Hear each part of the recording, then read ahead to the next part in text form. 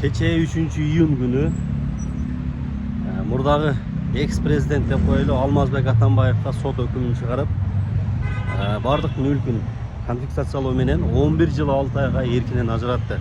Бирок Алмазбек Атамбаев өзү чет мамлекетте. Жана ошондой эле СДКда ошо Атамбаев менен кошо жүрүп, өлкөнү өздөрүнүн ыңгайына жараша каалаганча чалкаган Карамушкина, Фарид Ниязов, Равшан Жээнбеков дегендер дагы соттун чечими менен камакка алынды. 7 жылдан 5 жылдан болчу.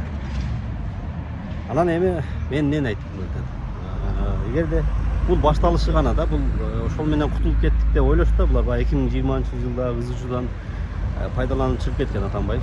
Анан кайра ошол эркинен ажыратылып сот өкүмү чыкты.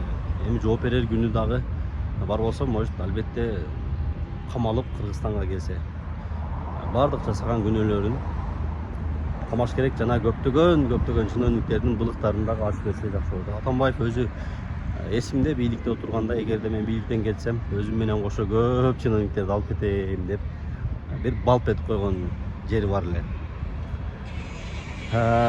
Андан сырткары мына эгерде Бакиев келе турган болсо, бул башталышы гана. Атамбаевдин ошол кездеги бийликти басып алгандардын дагы көптөгөн сырлар ачылат, дагы көптөгөн бир күнөөлөр, айыптагуулар алдыда дагы болсо керек.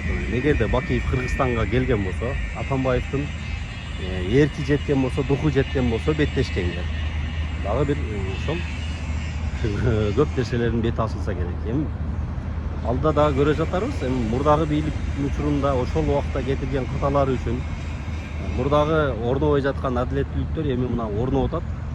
Соттор өкүмдөрүн чыгарды, мамлекеттен басып алган бардык мүлкүн кайтаруу болуп.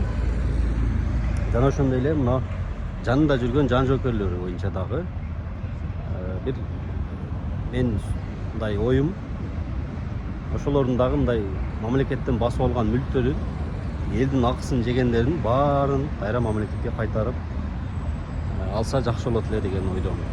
Ошол азырынча Кыргызстанда жаңылык ошондой. Атамбаев баягы жан жоокерлөр менен кошуп соттун өкүмү чыгып камалганы камалды. Соттон кийин Фарид Ниязов, Равшан Жээнбеков жана Ирина Карамушкина ошол жерде эле сот учурунда эле кармалып камакка алынды. Атамбаев качан камакка алынат, качан алып келинет азырынча белгисиз.